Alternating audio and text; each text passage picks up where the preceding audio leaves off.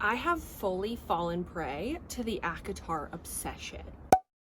So I was so hesitant to read these books, and then I ended up reading them all, and I ended up loving them more than I could have ever imagined. So right after the second book, I decided that I needed to tell somebody exactly how I felt while I was reading the books. I made this little vlog, and I am so excited to share it with you. It is full spoilers. You're going to get my unfiltered thoughts, which included a lot of rants about Tamlin and a full change on perspective about Nesta. And we're starting right at the beginning of book 3. I hope you enjoy. We need to talk about the elephant in the room, which is my newfound obsession with the ACOTAR series by Sarah J. Maas. It's actually a problem at this point. I did bring my lovely little copy of A Court of Thorns and Roses with me. My dryer's running in the background. Pay no mind. What I knew coming into this book is that we had Feyre. She's a human. She falls in love with Tamlin. And I knew that going into the second book that something happened and that Tamlin wasn't going to be our protagonist, or he wasn't going to be our male hero the whole time. I knew that Rhysand was going to come in and somehow convince Feyre that they were meant to be. So I knew that Feyre ends up with Rhysand. I knew that Tamlin did some kind of sketchy behavior in the second book. In book 1, I really liked it. I didn't think too much of it. I was just like, okay, I'm really interested. Let's fast forward to book 2. You see the trauma that Feyre has gone through and the trauma that Tamlin has gone through. And honestly, for about the first 75% of the book, I was like, I wasn't really believing the people that said that Tamlin turned or acted out of character, because my thought was, of course, like, he saw Feyre go through all of these horrible things. As a human, he saw her go through all these horrible things. He was in love with her, and now he's traumatized. He has like legit PTSD.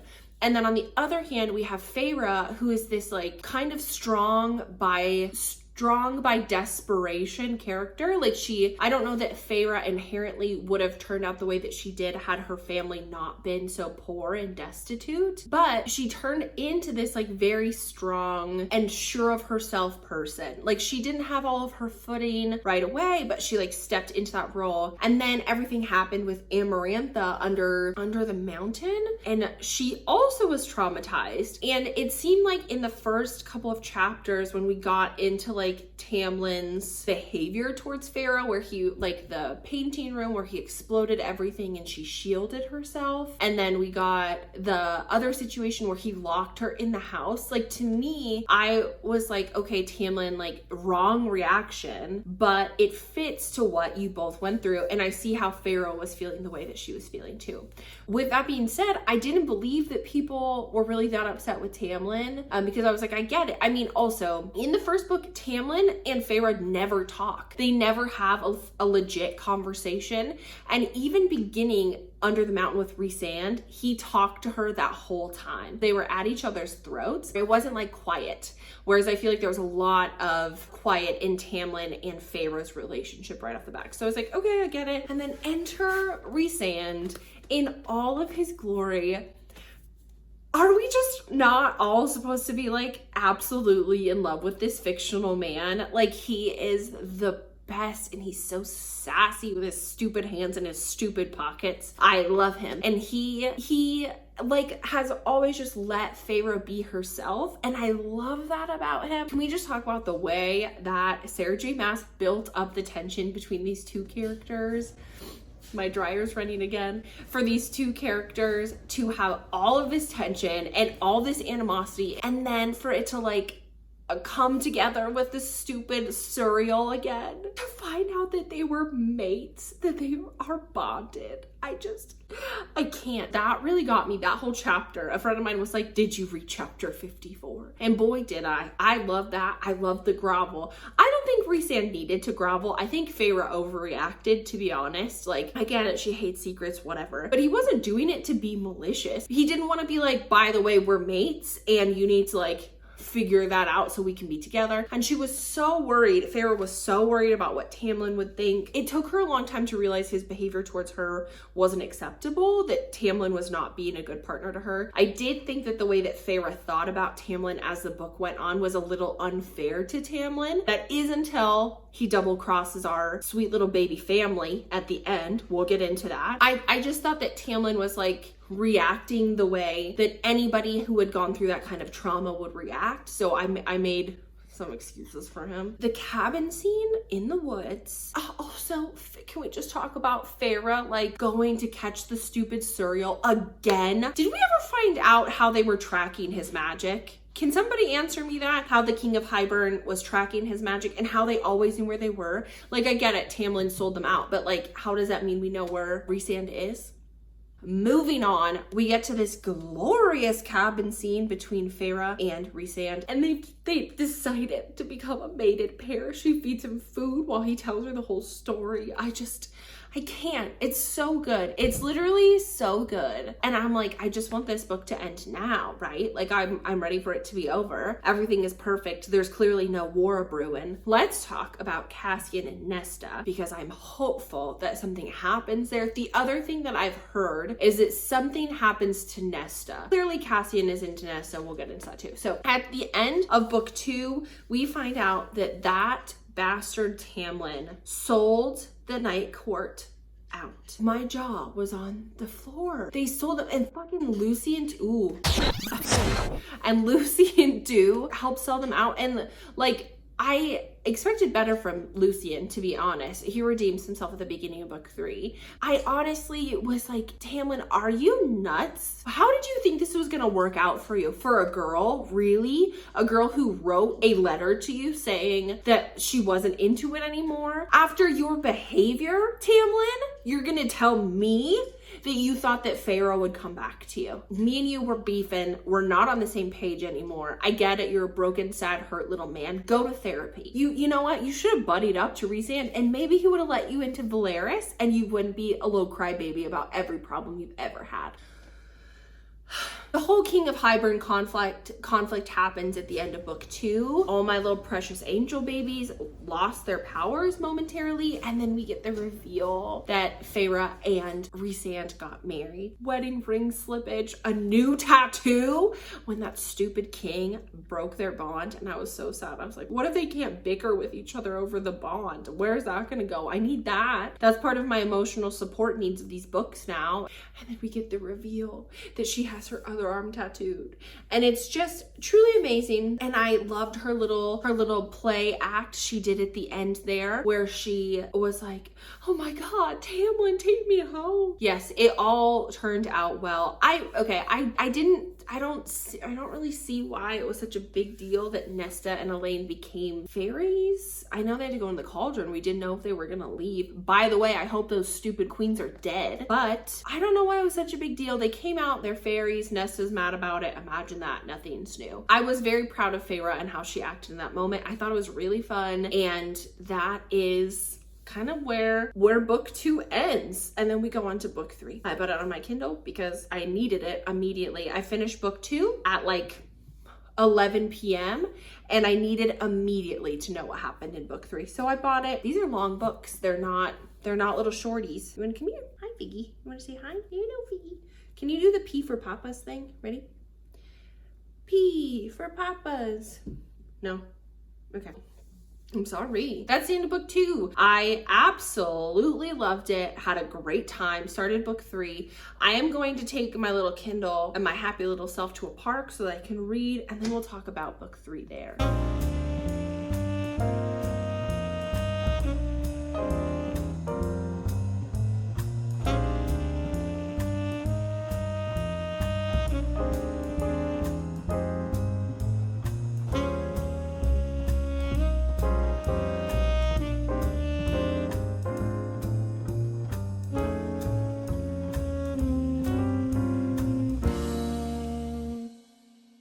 Well, hello.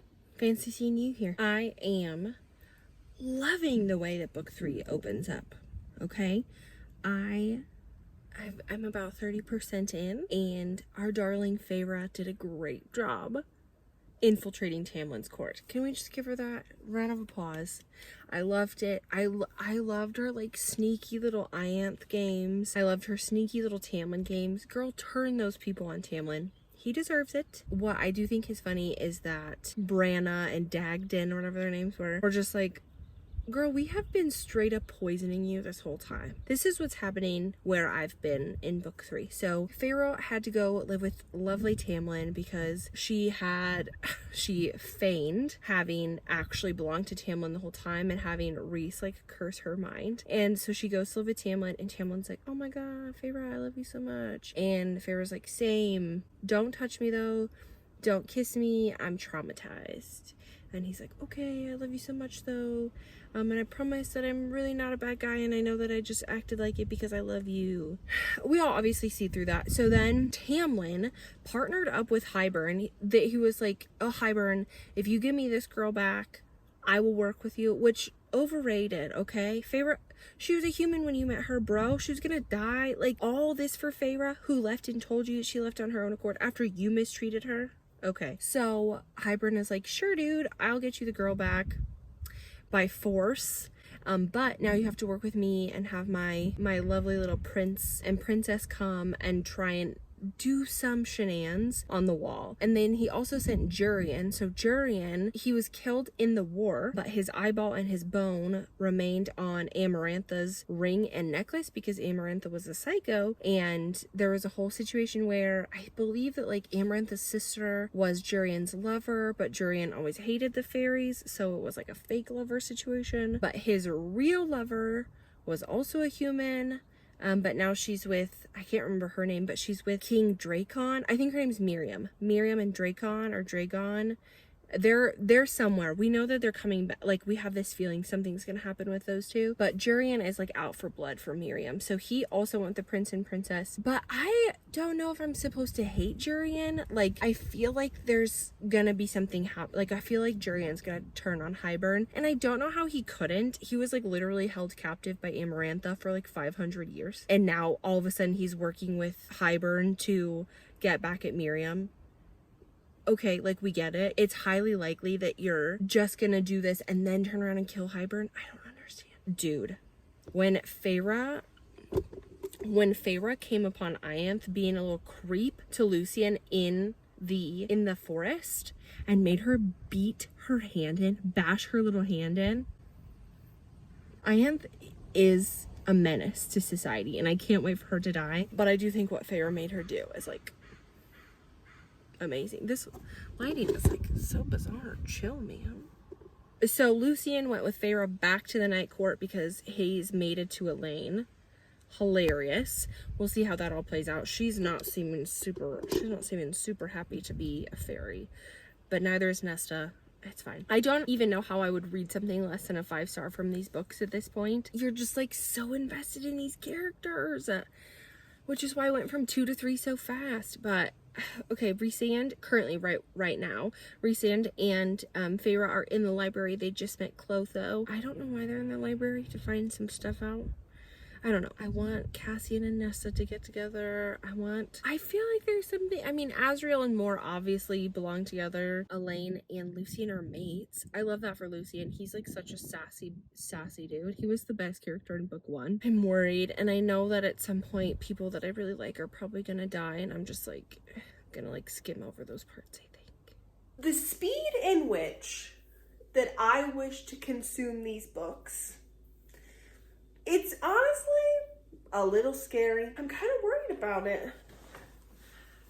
I just want to sit here on my little Kindle and just read. I'm like 57% in. You know, right at the 60% mark, she's gonna make things like really pop off. And I'm gonna be honest, all I'm thinking about are these books. My brain is not occupied with much else right now. Hybern attacked the summer court, and we saw Tarkin, just like Tarkin, whatever. You guys know who I'm talking about. We saw Tarkin kind of get upset with Feyre and Rhys, which we understand because technically they did steal from him. Let's just do a status check on where everybody's at right now. So it's post summer court infiltration. We found out that Elaine is a seer, much to Nesta's dismay. She is just, you know, a bright, shining beacon of hope, Nesta. I don't hate her. I just don't know why everybody seems to care. I am loving what's going on between Cassian and Nesta. I am really loving that because I love Cassian. And I'm just excited to see how that plays out. It's giving, what's his name? Not Jasper. Obviously, Azriel is Jasper, right? We're all on board there. Rosalind, whatever her name was in Twilight. That is very much Nesta. And Emmett is very much Cassian. Nesta is going after Cassian. Moore is like weirdly defensive about it. I don't really know what's going on there. I think Azriel and Elaine have a connection. Elaine, she's going through her own thing. I can't believe that they thought that she went mad as opposed to the cauldron had like given her some gifts. I'm gonna be honest, sometimes when they describe where things are going on and they talk in like riddles, I'm like, this is not for me to understand. What I assume is going to happen every time they start talking in riddles is that they're going to have to go talk to their little clan again. And so they'll have to explain it to me like I'm 5. We have Nesta working with Amryn to try and figure out how to fix the wall. I'm worried about Rhys thinking that he's like an abomination and not worth being saved, that whole situation. We have Lucien. He's going to try and find the queen who was cursed, the Fire Wings queen. Somewhere in the human realm. I'm worried about Lucien because it sounds like Elaine was going to tell him not to go. And I want Lucien to live. And I want Lucien and Elaine to be happy, even though I feel like Azriel understands Elaine better than Lucien does. Anyway, so we might be getting a love triangle there. I don't love reading about war. So I realize that the whole purpose of these books, or this book, is kind of like, hey, there's a war going on, don't forget about it. But I'm doing my best to forget about it because I don't want to get too sad that people that I like are probably going to die. I'm just pretending that that's not happening. Can we talk about the jump between book 1, book 2, book 1 and book 2 and 3 as far as spice goes? Because book 1 was like pretty closed door, right? And then book 2, we had a bit of a crude word. And I feel like when I'm thinking about like the spice level of books, there are some key words that can be used that I'm like, okay, this is that kind of book. Book 2 had not closed door or nothing, but they didn't really they used one crude word. I've heard that it gets spicier, so I'm interested to see that jump again, if it does jump again. That's where I'm at now, just hanging out with my cat, who's giving herself a bath on camera. OnlyFans status. So, I have about an hour left in A Court of Wings and Ruin, and I am nervous. We are in battle. Feyre and Amryn are gonna go try and find the cauldron because friggin' Hybern is like blasting people with it, which is so silly. In my head, the cauldron looks like both a giant bathtub and like one of those army vehicles. What is it? A tank. It looks like a tank and a bathtub. Everybody's like making allotments for themselves to die, and it's really bumming me out. Also, I love the bone carver. I love how sassy that man is. Well, he's dead now, but I loved how sassy he was when Feyre came back with the Ouroboros. Why would you make me say that word? Sarah J. Maas, first of all. When she came back with the mirror and the bone carver was like, cool, I just wanted to make sure you were worthy. Also, is the whole arc of this book people testing Feyre with death to see if she's worthy? Because this is now like the 3rd time that she's been tested like this. I loved when the bone carver was like, well, I'm here now. So that was hilarious. Good job, bone carver. Top marks. Nesta and Cassian are doing their whole situation. Cassian almost got blasted by the cauldron and Nesta saved him. Elaine is a baby and kind of annoying me, to be honest. She's just shriveled up on the ground. We found out that Moore's a lesbian. Good for Moore. Sad for Azriel, but I think Azriel and Elaine are a better match. I'm sorry to Lucien, who went and got all those people to come. Oh wait, it wasn't Lucien. It was the girl's dad. Wow, that really brought a tear to my eye on my walk earlier. We're going into the final stretch of this battle, final stretch of this book. I'm very worried about it. So I'm gonna go sit out on my deck, finish reading this book, and then I'll tell you how I feel about it because I'm sad. I did finish A Court of Wings and Ruin the other day, and I needed to give myself a couple of days just to rein in my thoughts, figure out how I felt about everything. And honestly, what that book taught me is that I don't think that I am a war book girl. Basically, the whole second half of that book, I was just worried that people were gonna die, which they didn't. Shout out to that. But then honestly, I kind of feel like Amryn should have died. I feel like that was kind of a cop-out for her to be able to come back. I get Reese, but like, it seemed like Amryn was like ready to go, you know? Nobody died. The lovely sisters Archeron went to defeat Hybern. Hybern just snapped their dad's neck, which I mean, we saw coming. And as a reader, I wasn't really attached to their dad. The girls were attached to their dad, even though he was a jerk. And like his attempt at being there for his daughters was literally naming ships after them. Like, wow, Dad, you could have done anything else during your life, but you didn't. So he's dead, which traumatized Nesta. We'll get into that. Elaine is the one that killed Hybern. Good for Elaine. It's the only useful thing Elaine has ever done, because none of her visions helped. They were all after the fact that they realized Elaine just wasn't crazy, so that was helpful. Nesta was prepared to lay her life down for Cassian, which we love. I'm so excited for their book. I can't remember what it's called. Let me look it up. A Court of Silver Flames, that's what it is. I cannot wait for a book about Nesta and Cassian. And I hope we get a book about Elaine and whoever she chooses to be with, which I hope is Asriel. I'm really sorry, Lucian. I am. I don't mean this in a negative way, but I think Asriel's a better match, and I think you need to find somebody else. I think overall I really did enjoy A Court of Wings and Ruin, but it was too much battle. I really liked the first third before it like got into basically war scenes. I think it was a 4. Book 2 is a 5.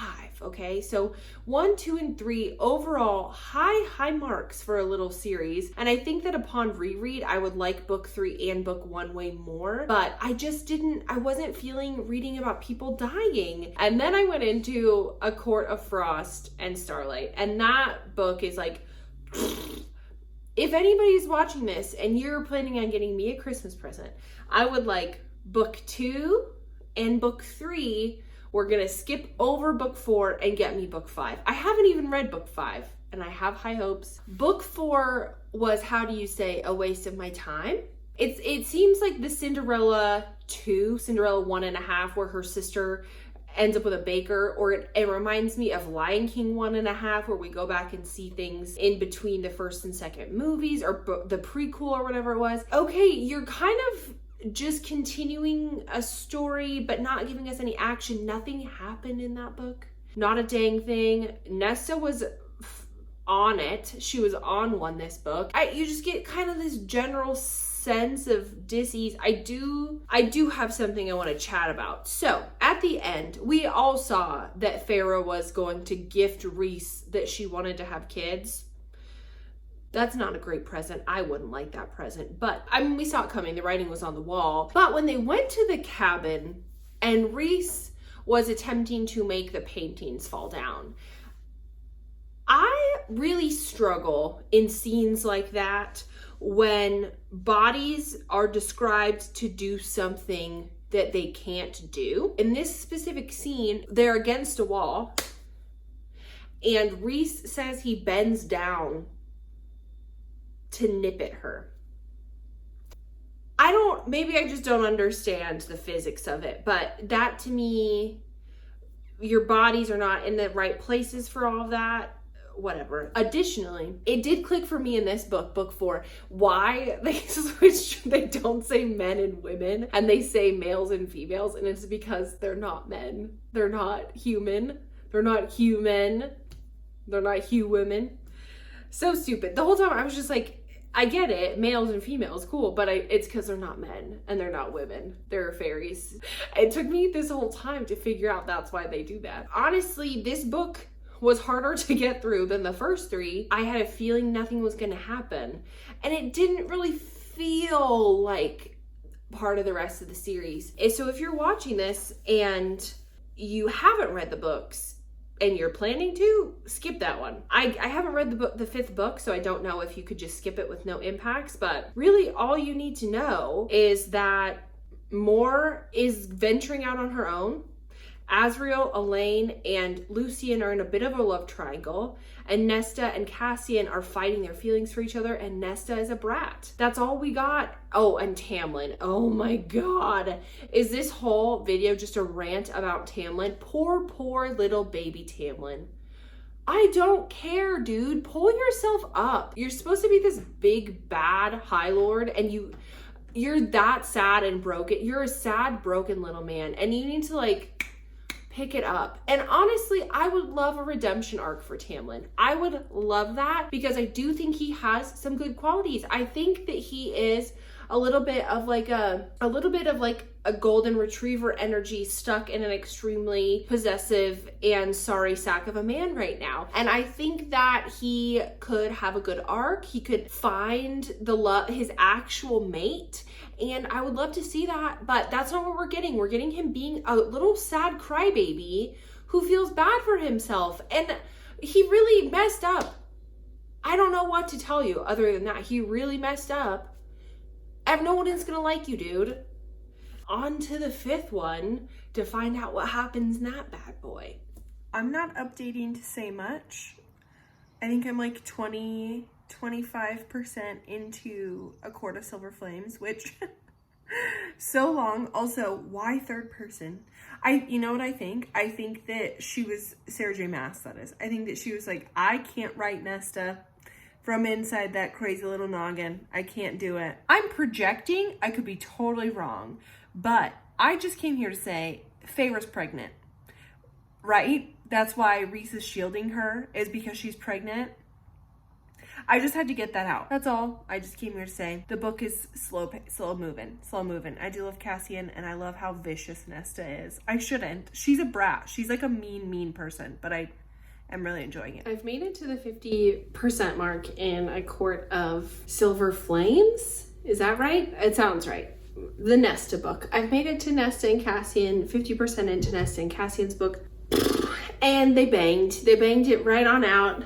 Good for them. I mean, the tension was building, and they were like basically banging beforehand, but they officially did the deed. I do think the line, no one has called it beautiful before, should be punishable by law. Not into it. The rest of it, fine, great. I am loving Nesta's character progression. I love that she's making little girlfriends. That's fun. I love Cassian's like whole protective thing, okay? I like that. I'm into it, very much so. That line specifically is not for me, dog, and I actually require some compensation for having to read that. That being said, we see that Nesta and Cassian are mates. I don't know how they're gonna announce it to us. Maybe Nesta will accidentally give Cassian a meal. I don't know.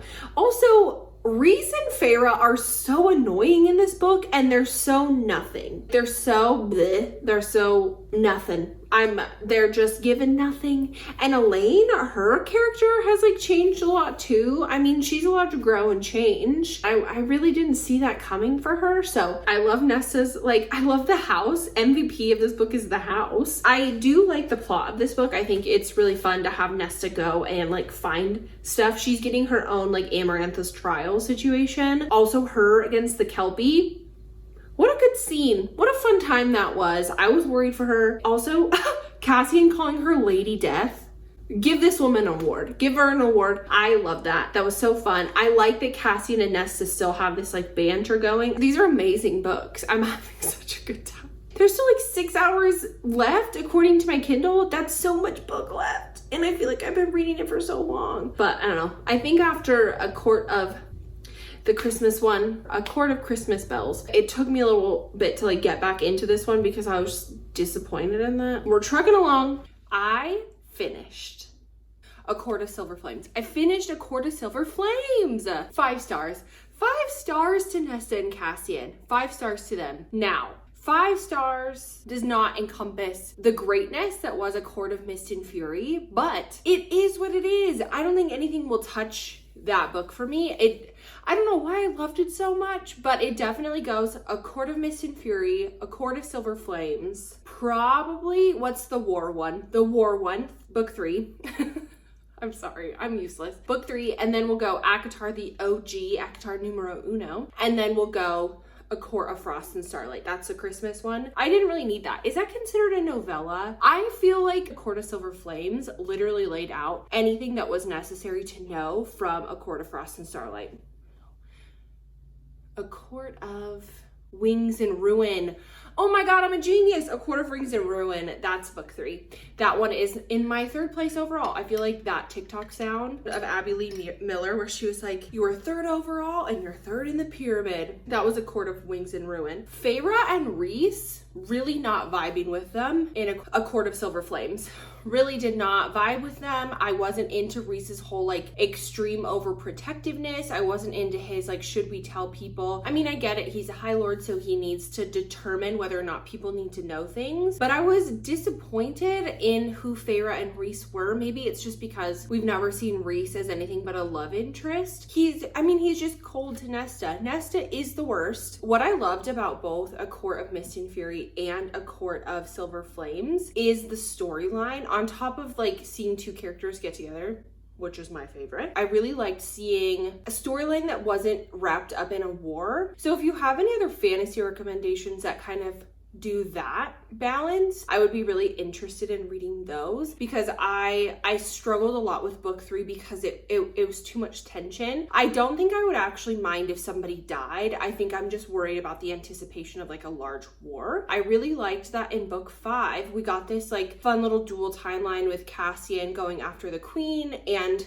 Nesta being thrown into the right. What is that called? The right where she has to go touch the mountain or whatever. I loved Nesta's little friend group, Gwen and Emery. I really liked Gwen and Emery. I loved the house. Okay, final thoughts. I know this is all over the place. You're just gonna have to bear with me. I've done a reading wrap up at the point that you're seeing this vlog, but I really want to, because I don't want to like spoil the books for people who haven't read them. So my thought was that I could give my favorite character per book, but I realize now that that is also kind of ruining the books. So I'm going to tell you what my favorite character is per book. ACOTAR, Lucian. He's the best character. A Court of Mist and Fury, the Suriel. A Court of Wings and Ruin, the Bone Carver. A Court of Frost and Starlight, I think Amren wins in that one. I don't remember. Who cares? A Court of Silver Flame. My favorite is the house. Those are my favorite non-character characters that ended up being very important to me personally. Oh, the cabin. Oh, the cabin. That is who my favorite character is in A Court of Frost and Starlight, is the cabin. Book 1, it has to be Lucian. I don't. In book 1, he is the best character in that book. Maybe the worm. If I'm doing like non-character characters, it's gonna be the worm. Overall thoughts on A Court of Silver Flames. I'm glad that Nesta and Cassian got together. They are mates. That was beautiful. That was a beautiful moment. What I like about fantasy that I'm discovering is that the third act conflict that you get in breakups doesn't have to be about the couple. And that's so fun. I like that like it's just a misunderstanding between Cassian and Nesta that causes them to separate. And then they're both like, I have to apologize. It was a misunderstanding. It sucks in regular romance books when the conflict is like one of the people being awful to the other one. Elaine is fine. We want her to be with Azriel, and I hope that we're gonna get more in this series. I like that ACOTAR set the stage, and then I liked A Court of Mist and Fury, A Court of Wings and Ruin. Those two went together, and then I'm hoping that we go A Court of Silver Flames, and then the like conflict where we see Nesta and Cassian like really develop their relationship, and then we get like a taste of Elaine and Azriel, and ooh, we saw like little hints of Emery and Moore. Emery, I think it's Emery and Moore, not Gwen and Moore, but one of Nesta's friends is interested in Moore. I want some redemption for Eris. I'm team Eris. I don't love Moore. I don't buy her whole thing, and I don't like that she's just so afraid of being herself that she refuses to be honest with Azriel and Cassian. I think that that's a huge disservice to both of them and their friendship. I'm so glad that I read this series, and I read it quick, like just under a month. I think I finished all 5 books. I hope you enjoyed this vlog. I really enjoyed making it. I was so happy to be able to like sit and read and just have somebody to talk about my feelings to. And if you're here and you haven't read the series, I hope you read it now. And if you're here and you have read the series, please let me know your thoughts and comments down below, and I will talk to you guys next time. Bye. Yeah, that's very nice of you.